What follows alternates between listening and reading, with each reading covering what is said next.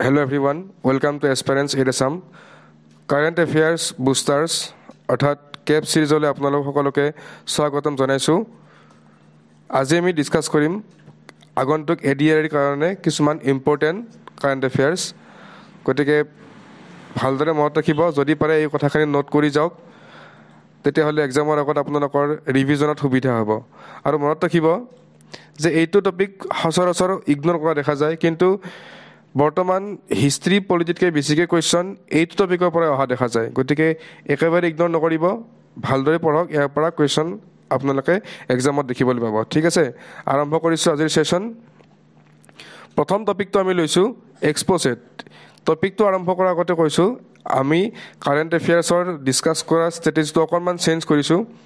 আমি আগতে কুৱেশ্যন আনচাৰৰ জৰিয়তে আমি কাৰেণ্ট এফেয়াৰ্ছবিলাক ডিছকাছ কৰিছিলোঁ, কিন্তু বৰ্তমান আমি কিছুমান টপিক, ইয়াৰ মাজৰ কিছুমান টপিক আমি টপিক ৱাইজ ডিছকাছ কৰিবলৈ চেষ্টা কৰিম। ঠিক আছে, আৰম্ভ কৰিছোঁ। এক্সপ'ছেটৰ ফুল মিনিংটো হৈছে এক্স-ৰে পলাৰিমিটাৰ ছেটেলাইট। এই টাৰ্মটো আপোনালোকে মনত ৰাখিব, এক্সামত সুধিব পাৰে, what is the full form of XPoSat. Okay, XPoSat কেতিয়া লঞ্চ কৰা হৈছিল? সেইটো হ'ব জানুৱাৰী 2024। This is 2024। Okay, 2024।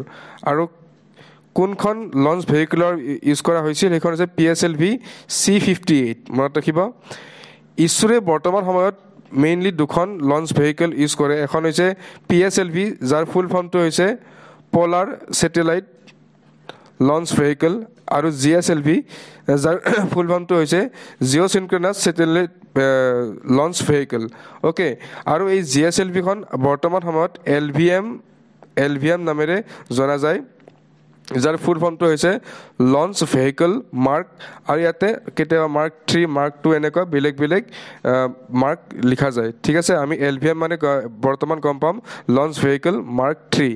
Okay, next আহিলে GSLVখন PSLVতকৈ বেছি পাৱাৰফুল হয়। ঠিক আছে, গতিকে ডাঙৰ ডাঙৰ যিবিলাক আমাৰ মিছনবিলাক আছে তাতে GSLVখন ইউজ কৰা হয়, কিন্তু সকলোতকৈ ডাঙৰ প্ৰব্লেমটো হৈছে GSLVৰ ছাকচেছ ৰেটটো বহুত কম। এইবিলাক কথা আপোনালোকক এইকাৰণে কৈছোঁ যাতে এটা সম্যক জ্ঞান আপোনালোকে পায় এই গোটেই টপিকটোৰ ওপৰত। এইখিনি কুৱেশ্যন আপোনালোকৰ কাৰণে ইম্পৰ্টেণ্ট নহয় যে কোনখন বেছি ষ্ট্ৰং, কিন্তু এটা সম্যক জ্ঞান থকাটো ভাল। আৰু এনেও এইবাৰ চন্দ্ৰয়ান 3 নিউজত আছে, গতিকে যিকোনো কুৱেশ্যন সুধিব পাৰে। তাৰ লগতে এই দুটা পইণ্ট মই দিছোঁ, GSLVয়ে চন্দ্ৰয়ান 2 আৰু চন্দ্ৰয়ান 3খন মহাকাশলৈ লৈ গৈছিল, আৰু লগতে চন্দ্ৰয়ান 1খন কিন্তু GSLVয়ে লৈ যোৱা নাছিল। চন্দ্ৰয়ান 1খন লৈ গৈছিল PSLV C11 লৈ গৈছিল। ঠিক আছে, PSLV C11 চন্দ্ৰয়ান 1খন লৈ গৈছিল। ডিফাৰেঞ্চটো এইটোৱে। অ'কে, ইয়াতে গোটেইখিনি অসমীয়াত আকৌ এবাৰ দিয়া হৈছে, যিয়ে অসমীয়াত ভাল পায় অসমীয়াত এবাৰ পঢ়ি চাব পাৰে। কিন্তু এই টাৰ্মিনলজিবিলাক PSLV GSLVৰ ফুল ফৰ্ম এক্সামত আগতেও সুধিছে আৰু সুধিব পাৰে, গতিকে এইখিনি বস্তু আপোনালোকে ইংলিছত মনত ৰাখিব। ঠিক আছে, PSLVৰ ফুল ফৰ্ম কি, GSLVৰ ফুল ফৰ্ম কি, এইবাৰ হয়তো LVMৰ ফুল ফৰ্ম সুধি দিব পাৰে, যিহেতু এইটো নতুনকৈ আমি GSLVক LVM বুলি আমি এতিয়া কওঁ, গতিকে এইটো সুধি দিব পাৰে। ঠিক আছে, মনত ৰাখিব। নেক্সট আহিলে loss and damage fund. Loss and damage fund এইটো কি আমি জানিবলৈ চেষ্টা কৰিম। এইটোতো এনেকুৱা ফাণ্ড যিটো ফাণ্ড আমাৰ ক্লাইমেট চেঞ্জৰ লগত জড়িত। ক্লাইমেট চেঞ্জৰ প্ৰভাৱত যিবিলাক কাণ্ট্ৰিয়ে বহুত দুৰৱস্থা হৈছে, সেইবিলাক কাণ্ট্ৰিক কিছু সকাহ দিয়াৰ কাৰণে কনফাৰেন্স অফ পাৰ্টি 27ত UNFCCCৰ 2022 চনত ইজিপ্তৰ চাৰ্মল শ্বেখত অনুষ্ঠিত হোৱা কনফাৰেন্স অফ পাৰ্টিত ইয়াক প্ৰস্তাৱ লোৱা হৈছিলে, আৰু ইয়াক ফাইনেলি ক্ৰিয়েট কৰা হৈছিলে কনফাৰেন্স অফ পাৰ্টি 28ত ডুবাইত। অ'কে, এই দুটা মনত ৰাখিব, ক'ত প্ৰপ'জ কৰা হৈছিলে আৰু ক'ত ফাণ্ডটো ক্ৰিয়েট কৰা হৈছে। ইয়াৰ এইমটো আছিলে to help the vulnerable countries cope with the impact on climate change. Climate চেঞ্জৰ পৰা যিবিলাক কাণ্ট্ৰিৰ দুৰৱস্থা হৈছে তেওঁলোকক সকাহ দিবৰ কাৰণে এই ফাণ্ডটো সৃষ্টি কৰা হৈছে, আৰু গোটেই ফাণ্ডটো চোৱা চিতা কৰিব ৱৰ্ল্ড বেংকে। আৰু গোটেই কথাখিনি ইয়াত আকৌ এবাৰ অসমীয়াত লিখি দিয়া আছে, আপোনালোকে পঢ়ি ল'ব, ভিডিঅ'টো পজ কৰি লৈ পেলাই। নেক্সট আহিলে mission life and green credit programme. Okay, বহুত ডাঙৰ কুৱেশ্যন ইয়াৰ পৰা আপোনালোকে এক্সামত নাপায়, গতিকে ইয়াত অতি সৰুটো কিছুমান কথা সুধিব যে মিছন লাইফ কিহৰ লগত জড়িত আছে। মিছন লাইফ আছে এনভাইৰনমেণ্টৰ লগত জড়িত, আৰু ইয়াক লঞ্চ কৰিছিল ইণ্ডিয়ান প্ৰাইম মিনিষ্টাৰ আমাৰ শ্ৰদ্ধাৰ নৰেন্দ্ৰ মোদী ডাঙৰীয়াই ঠিক আছে এটা গ্ৰীণ ক্ৰেডিট প্ৰগ্ৰেমটো কি গ্ৰীণ ক্ৰেডিট প্ৰগ্ৰেমটোতে এনেকুৱা এটা আমাৰ এটা প্ৰচেছ লঞ্চ কৰা হৈছিলে য'ত the participant need to register their environmental activities through a dedicated website আপুনি এনভাইৰনমেণ্টৰ লগত বা পৰিৱেশৰ লগত জড়িত কিবা যদি ভাল কাম কৰিছে সেই ভাল কামৰ এখন ফটো লৈ পেলাই আপুনি সেই ৱেবছাইটটোত আপলোড কৰিব লাগিব আপোনালোকৰ নিজৰ এটা একাউণ্ট ক্ৰিয়েট কৰি পেলাই তাৰপাছত আপোনালোকে কিছুমান গ্ৰীণ ক্ৰেডিট স্ক'ৰ লাভ কৰিব ঠিক আছে গ্ৰীণ ক্ৰেডিট স্ক'ৰ লাভ কৰিব আপোনালোকে এইখিনি গম পালেই হ'ব ইয়াতকৈ বেছি ডিপত যাব নালাগে সুধিলে এইখিনিয়ে সুধিব পাৰে ঠিক আছে আৰু চবতকৈ ডাঙৰ টপিক মানে পইণ্ট এই দুটা ৰিলেটেড টু এনভাইৰনমেণ্ট আৰু লঞ্চ কৰিছিলে প্ৰধানমন্ত্ৰী নৰেন্দ্ৰ মোদী ডাঙৰীয়াই ঠিক আছে নেক্সট আমি গম পাম হৰ্ণবিল ফেষ্টিভেল অ'কে হৰ্ণবিল ফেষ্টিভেলৰ কথা বহুবাৰ ইতিমধ্যে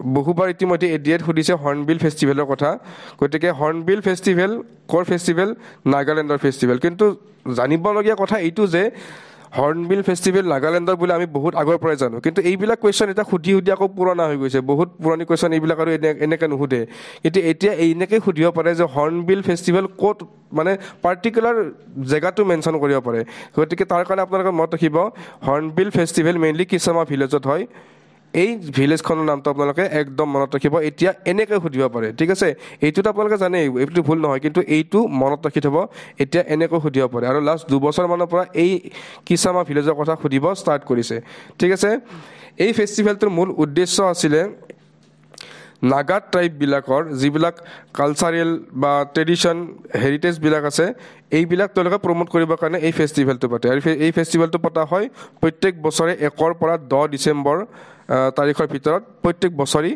এই ফেষ্টিভেলটো পতা হয় আৰু এই ফেষ্টিভেলটো প্ৰথম আৰম্ভ হৈছিলে 1963 চনৰ 1 ডিচেম্বৰ যেতিয়া অসমৰ পৰা নাগালেণ্ড ছেপাৰেট হৈ গৈছিলে তেওঁলোকৰ সেইটো 1 ডিচেম্বৰ 1963 চন তেওঁলোকে ষ্টেটহুড ডে পালন কৰে গতিকে সেই দিনটোৰ পৰাই হৰ্ণবিল ফেষ্টিভেল তেওঁলোকে পালন কৰি আহিছে আৰু প্ৰথম হৰ্ণবিল ফেষ্টিভেলখন ইনাগুৰেট কৰিছিল সেই সময়ৰ আমাৰ ৰাষ্ট্ৰপতি সৰ্বপল্লী ৰাধাকৃষ্ণন ছাৰে অ'কে এই গোটেইখিনি বহুত বেছি ইম্পৰ্টেণ্ট ইয়াৰ পৰা কুৱেশ্যন আহিব পাৰে পাৰিলে নোট কৰি যাব ঠিক আছে নেক্সট আহিছিলে এটা নিউজত আছিলে এই বছৰ IMO এটা ইণ্টাৰনেশ্যনেল অৰ্গেনাইজেশ্যনৰ কুৱেশ্যন আপোনালোকে যিমান বছৰ এডিআৰই পেপাৰ চাব সিমান বছৰে এটা নহয় এটা সোধেই ঠিক আছে আৰু এইবাৰ IMO নিউজত আছিলে গতিকে মনত ৰাখিব বহুত বেছি ডিপত যাব নালাগে আপোনালোকে খালি মনত ৰাখিব IMOৰ ফুল ফৰ্মটো হৈছে ইণ্টাৰনেশ্যনেল মেৰিটাইম অৰ্গেনাইজেশ্যন অ'কে আৰু ইয়াৰ কাম হৈছে it regulate shipping and preventing marine pollution okay এওঁলোকে জাহাজ চলাচল নিয়ন্ত্ৰণ কৰে আৰু সামুদ্ৰিক জীৱবিলাকৰ প্ৰদূষণবিলাক প্ৰতিৰোধ কৰে মানে জীৱ বুলি নহয় সাগৰৰ লগত জড়িত প্ৰদূষণবিলাক তেওঁলোকে প্ৰতিৰোধ কৰে আৰু ইয়াৰ হেডকোৱাৰ্টাৰ আছে লণ্ডনত হেডকোৱাৰ্টাৰটো মনত ৰাখিব এইটো ইমান বেছি ইম্পৰ্টেণ্ট নহয় মনত ৰাখিব পাৰিলে ভাল আজিকালি যিহেতু কম্পিটিশ্যনবিলাক অলপ টাফ হৈছে গতিকে এটা কুৱেশ্যনে আপোনালোকৰ ডিপেণ্ড কৰিব যে আপোনালোকে জবটো পাব নে নাপায় গতিকে ৰিস্ক নল'ব এইটো মনত ৰাখি যাব কিন্তু চবতকৈ বেছি ইম্পৰ্টেণ্ট হৈছে এই দুটা পইণ্ট যে ইণ্টাৰনেশ্যনেল মেৰিটাইম অৰ্গেনাইজেশ্যন আৰু হেডকোৱাৰ্টাৰ ক'ত আছে লণ্ডনত ঠিক আছে নেক্সট শ্লাইডখনলৈ আমি আহিছোঁ কটন প্ৰডাকশ্যন ঠিক আছে কটন প্ৰডাকশ্যন বুলি ক'বলৈ গ'লে আমি প্ৰথমতে গম পাব লাগিব কটনক কি বুলি কোৱা হয় হোৱাইট গ'ল্ড বুলি কোৱা হয় কটনক হোৱাইট গ'ল্ড বুলি কোৱা হয় অপশ্যনত দিব হোৱাইট গ'ল্ড বুলি আমি কাক ক'ব পাৰোঁ হয়তো কটন দিব গাখীৰ দিব এনেকুৱা কিবা কিবি দিব কিন্তু ইয়াৰে মেইন উত্তৰটো হৈছে আমি কটনক হোৱাইট গ'ল্ড বুলি কওঁ এটা অতি ইম্পৰ্টেণ্ট কুৱেশ্যন এডিআৰিৰ কাৰণে ঠিক আছে এইটো আপোনালোকে কেতিয়াবা কয় যে MCQ কেতিয়া ডিছকাছ কৰিব আৰু এই ভিডিঅ'ৰ যদি এনেকৈয়ে MCQ বিলাক ডিছকাশ্যন হৈ যায় ঠিক আছে নেক্সট এইটো এটা খাৰিফ শস্য নেক্সট পইণ্টত আছে কটন প্ৰডাকশ্যনৰ কাৰণে সকলোতকৈ উৎকৃষ্ট মাটিটোৱে হৈছে ব্লেক চইল ক'ত পোৱা যায় আমাৰ ভাৰতবৰ্ষৰ ডেক্কান প্লেটত ঠিক আছে আমাৰ জিঅ'গ্ৰাফিৰ ছাৰে যেতিয়া এইবিলাক পঢ়াব ফিজিঅ'গ্ৰাফি বা চইল তেতিয়া ডেক্কান প্লেটটো আৰু ব্লেক চইলৰ বিষয়ে আপোনালোকক উল্লেখ কৰিব ঠিক আছে এতিয়া আপোনালোকে খালি মনত ৰাখিব যে ব্লেক চইল কটনৰ কাৰণে ফেভাৰেবল হয় ঠিক আছে ব্লেক চইল নেক্সট আহিলে ৰেংক আমাৰ কটন প্ৰডাকশ্যনত ৰেংক কেনেকুৱা হয় ইণ্ডিয়াৰ ৰেংকটো হৈছে 2 নম্বৰত প্ৰথম কোন আছে চাইনা আৰু এনেকৈ সুধিব পাৰে আপোনালোকক অপশ্যনত দি দিব option 1 China US India, option 2 এনেকৈ দি দিব। হয়তো এটা অপশ্যনত দি দিব পাৰে আপোনালোকক চাইনা, ইণ্ডিয়া, USA, শুদ্ধটোতো হ'ব এইটো। গতিকে এই ৰেংকিংটো এনেকৈ মনত ৰাখিব। সেইকাৰণে মই তিনিওটা উল্লেখ কৰি দিছোঁ যাতে আপোনালোকৰ কনফিউজ নহয়, ঠিক আছে। এতিয়া এইটো হৈছে ইণ্টাৰনেশ্যনেল লেভেলত। এতিয়া নেশ্যনেল লেভেলত আমাৰ সকলোতকৈ বেছি কটন প্ৰডাকশ্যন হয় গুজৰাটত, আৰু ছেকেণ্ডত আছে মহাৰাষ্ট্ৰত। দুয়োটাই মনত ৰাখিব যে এনেকৈ সুধিব পাৰে যে কটন প্ৰডাকশ্যনৰ ক্ষেত্ৰত দ্বিতীয় ৰাজ্য কোনখন? মহাৰাষ্ট্ৰ। বা মহাৰাষ্ট্ৰ কোনটো স্থানত আছে? 2 নম্বৰ স্থানত, ঠিক আছে। যেনে তিনি কুৱেশ্যনবিলাক সুধিব পাৰে, কাৰণ কুৱেশ্যনৰ কনচেপ্টবিলাক টান নহয়, কুৱেশ্যন সোধাৰ ষ্টাইলবিলাক অলপ ক্ৰিটিকেল কৰি দিব খোজে, ঠিক আছে, কাৰণ এলিমিনেটটো কৰিব লাগিব। অ'কে, নেক্সট আহিলে national medical commission. National medical commission, যাক আমি চিম্পলি NMC বুলি ক'ব পাৰোঁ। NMC, ঠিক আছে, নেশ্যনেল মেডিকেল কমিশ্যন। ইয়াক আমি ইয়াৰ মেইন কামটো হৈছে ৰেগুলেটৰ অফ মেডিকেল এডুকেশ্যন। আমাৰ গোটেই ইণ্ডিয়াৰ আমাৰ মেডিকেলৰ যিবিলাক শিক্ষা সেই তেওঁলোকে সেইটো নিয়ন্ত্ৰণ কৰে। এইটো এটা ষ্টেটুটৰী বডি। মই সেই লাষ্ট ক্লাছতো কৈছিলোঁ যে ষ্টেটুটৰী বডি কি। ষ্টেটুটৰী বডি সেইটোৱে আমি কোৱা হয় যিটো এটা এক্টৰ আধাৰত গঠন কৰা হয়, ঠিক আছে। আৰু সেই এক্টখনৰ নাম হৈছে national medical commission act 2019। Okay, এই এক্টখন মনত ৰাখিব পাৰিলে ভাল, ঠিক আছে। আৰু আপোনালোকে যদি জানে কমেণ্ট ছেকশ্যনত জনাবচোন, এনেকুৱা বডি কি কি থাকে। ষ্টেটুটৰী বডি থাকে আৰু কিবা বেলেগ বেলেগ বডি আছে, সেইবিলাক আপোনালোকে জানে যদি কমেণ্ট ছেকশ্যনত জনাব। এতিয়া এইটো নিউজত কি কাৰণে আছিলে যে নেশ্যনেল মেডিকেল কমিশ্যনৰ এটা নতুন লগো ইতিমধ্যে মুকলি কৰিছে। আৰু ইয়াত এই সুধিব পাৰে লগোটোত কি নতুন বস্তু অন্তৰ্ভুক্ত কৰা হৈছে, ঠিক আছে। গতিকে সুধিব পাৰে ইয়াতে, it contain a colourful image of lord Dhanvantari, ঠিক আছে। মানে ভগৱান ধনন্তৰীৰ এখন কালাৰফুল প্ৰতিচ্ছবি ইয়াত অংকন কৰা হৈছে। নেক্সট, ইয়াত ইণ্ডিয়া শব্দটো গুচাই ভাৰত লিখা হৈছে। এইটো আপোনালোকে জানে, নিউজত বহুত সময় ধৰি আছিলে যে ইণ্ডিয়া আৰু ভাৰত, ঠিক আছে। আৰু আপোনালোকে যদি জানে জনাব, ইণ্ডিয়া আৰু ভাৰত এই আমাৰ নামটো কোনটো আৰ্টিকলে ডিফাইন কৰে, ঠিক আছে। আৰ্টিকলটো আপোনালোকে কমেণ্ট ছেকশ্যনত জনাব। নেক্সট আমি গম পাওঁ Dhanvantari considered as the god of Ayurveda. ধনন্তৰীক আমি আমাৰ আয়ুৰ্বেদ শাস্ত্ৰৰ ভগৱান বুলি কওঁ, ঠিক আছে, god of Ayurveda. Okay, next আমি আহিছোঁ OPEC, OPEC। ইয়াৰে বহুত বেছি জানিব নালাগে। OPEC বুলি ক'লে আপোনালোকে 2-3টামান ফেক্ট মনত ৰাখিব। প্ৰথমটো হৈছে OPECৰ full form organisation of petroleum exporting country. Petroleum exporting country মানে আমি কি বুজি পাওঁ? যিবিলাক কাণ্ট্ৰিয়ে পেট্ৰলিয়ামবিলাক বেলেগ দেশলৈ আমদানি কৰে, ঠিক আছে, গতিকে সেই তাকে আমি কওঁ পেট্ৰলিয়াম এক্সপৰ্টিং কাণ্ট্ৰি। আৰু তাৰে হেডকোৱাৰ্টাৰ আছে ভিয়েনাত। OPECৰ হেডকোৱাৰ্টাৰ আছে ভিয়েনাত। আৰু তাতকৈ ইম্পৰ্টেণ্ট অপশ্যনত এনেকৈ দি দিব পাৰে যে ভাৰত OPECৰ সদস্য পদত আছে বা ভাৰত সদস্য পদত নাই। ভাৰত কিন্তু OPECৰ সদস্য নহয়। অ'কে, আমি নেক্সট শ্লাইডখনলৈ আহিছোঁ। এটা গুৰুত্বপূৰ্ণ নতুন হেৰিটেজ ছাইট এটা আমাৰ প্ৰদান কৰা হৈছে। হেৰিটেজ ছাইট কোনে প্ৰদান কৰে? ইউনেস্কোৱে। আৰু ইয়াৰ হেডকোৱাৰ্টাৰ আছে পেৰিছত, ঠিক আছে। ইণ্ডিয়া ইয়াৰে ফাউণ্ডিং মেম্বাৰ। এইটো কথা মনত ৰাখিব, ইণ্ডিয়া ইয়াৰে ফাউণ্ডিং মেম্বাৰ, ঠিক আছে। নেক্সট, গুজৰাটী লোকনৃত্য গাৰবাক এটা হেৰিটেজ ছাইট, ইনটেঞ্জিবল হেৰিটেজ ছাইট হিচাপে ঘোষণা কৰা হৈছে, ঠিক আছে। এতিয়া ইনটেঞ্জিবল হেৰিটেজ ছাইট মানে কি? ইনটেঞ্জিবল শব্দটোৰ মানে অৰ্থটো হৈছে যাক আমি টাচ কৰিব নোৱাৰোঁ, ঠিক আছে। গাৰবা এটা ডান্স ফৰ্ম, তাক আমি টাচ কৰিব পাৰোঁ জানো? নোৱাৰোঁ। গতিকে ইনটেঞ্জিবল হেৰিটেজ ছাইট হিচাপে গাৰবাক ঘোষণা কৰা হৈছে। আৰু এইটো ভাৰতবৰ্ষৰ 15তম ইনটেঞ্জিবল হেৰিটেজ ছাইট, ঠিক আছে, মনত ৰাখিব। নেক্সট আহিলে জেমিনি। আপোনালোকৰ যদি মোবাইলবিলাকত সময়মতে আপডেটবিলাক দিয়ে তেতিয়াহ'লে এইটোৰ বিষয়ে আপোনালোকে খুব ফেমিলিয়াৰ হৈছে। জেমিনি এটা নতুন এপ, এটা আমাৰ সকলোৰে মোবাইল অলৰেডি আহিছে। জেমিনি হৈছে এটা AI টুল যিটো সৃষ্টি কৰিছে গুগলে, ঠিক আছে। আমি ইয়াৰ আগতে ChatGPT পাইছোঁ, ঠিক আছে, ChatGPTৰ নিচিনাকৈ জেমিনিটো এটা AI টুল, কিন্তু এইটো গুগলৰ, ঠিক আছে।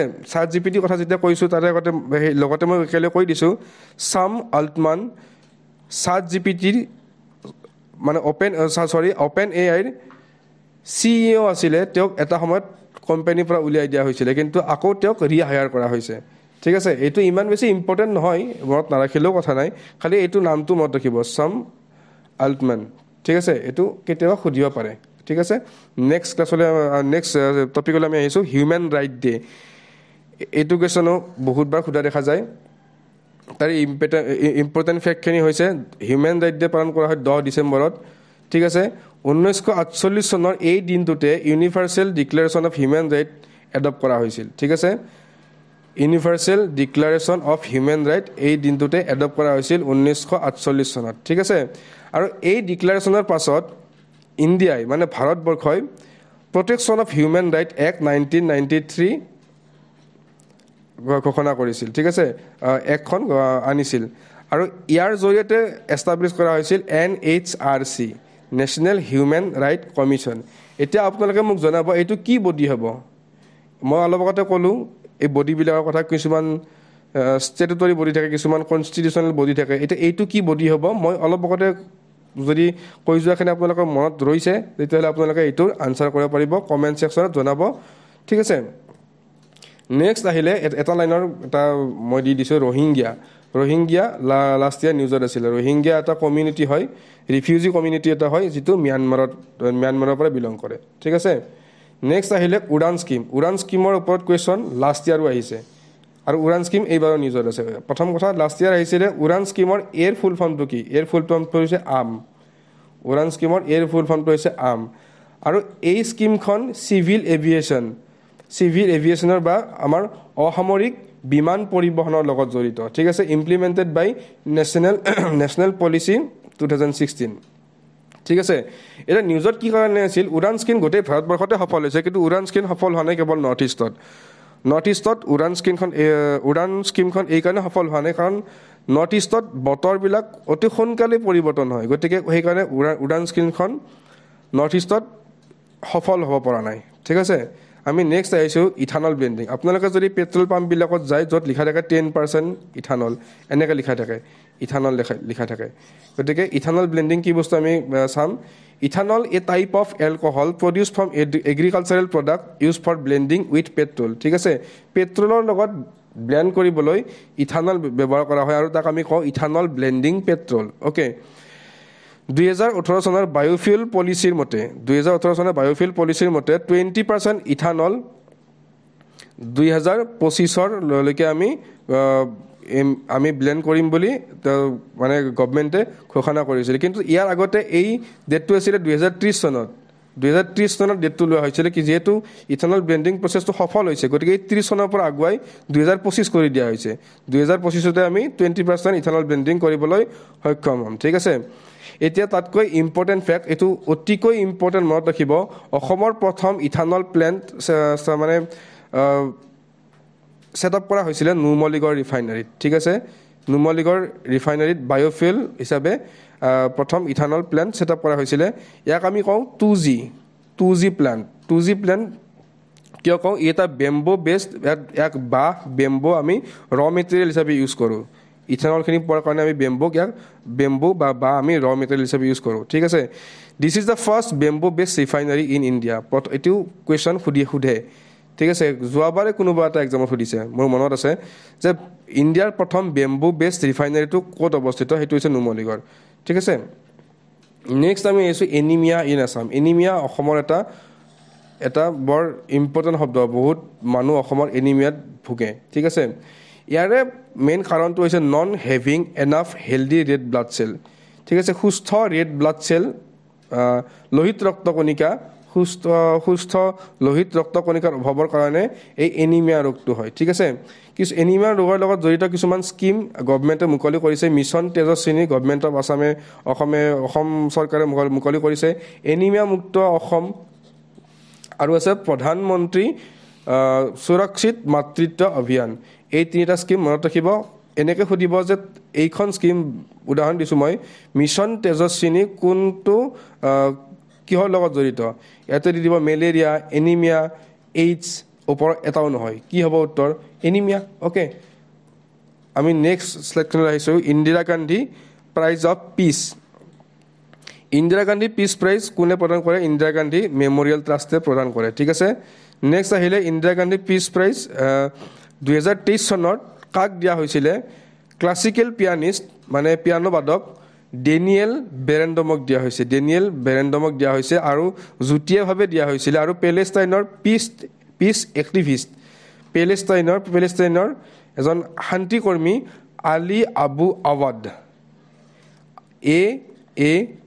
আলী আবু আৱাদ তেখেতক দিয়া হৈছিলে ঠিক আছে আজিলৈকে কাৰেণ্ট এফেয়াৰ্ছৰ এইখিনিয়ে আছিলে গতিকে ইয়াৰ পিছত আমি কাৰেণ্ট এফেয়াৰ্ছৰ আকৌ কিছুমান নতুন টপিক আনিব চেষ্টা কৰিম যিবিলাক আগন্তুক এডিআৰিৰ কাৰণে ইম্পৰ্টেণ্ট হ'ব গতিকে আপোনালোকে খালি এটা বস্তু মনত ৰাখিব কাৰেণ্ট এফেয়াৰ্ছ হওক বা কিছুমান সৰু টপিক একদম মিছ নকৰিব কাৰণ কথাটো হ'ল কি বৰ্তমান হিষ্ট্ৰী পলিটিৰ কুৱেশ্যনতকৈ বেছিকৈ এইবিলাক কুৱেশ্যন কাটে আপোনালোকে যদিহে যিয়ে এইবাৰ APSCৰ কম্বাইন কম্পিটিটিভ এক্সামো দিছে তাতে হিষ্ট্ৰী পলিটিৰ কুৱেশ্যনতকৈ বেছিকৈ কাৰেণ্ট এফেয়াৰ্ছৰ কুৱেশ্যন দিছে ঠিক আছে কাৰণ হিষ্ট্ৰী পলিটিৰ কুৱেশ্যন কিমান আৰু কাটিব এতিয়া আৰু কাৰেণ্ট এফেয়াৰ্ছৰ কুৱেশ্যনবিলাকত বহুত বেছি গুৰুত্ব দিয়া আৰম্ভ কৰিছে গতিকে মনত ৰাখিব আপুনি যদি এটা ভিডিঅ' যদি আপুনি মিছ কৰে এদিন যদি পঢ়া আপুনি মিছ কৰে মনত ৰাখিব কোনোবাই কিন্তু পঢ়ি আছে আৰু যিয়ে বেছিকৈ পঢ়িছে তেওঁৰে এক্সাম ক্লিয়াৰ হ'ব এইটোৱে চিম্পল ফাণ্ডা গতিকে বহুত বেছি নকওঁ আজিৰ ছেশ্যনটো ইয়াতে সামৰণি কৰিছোঁ ধন্যবাদ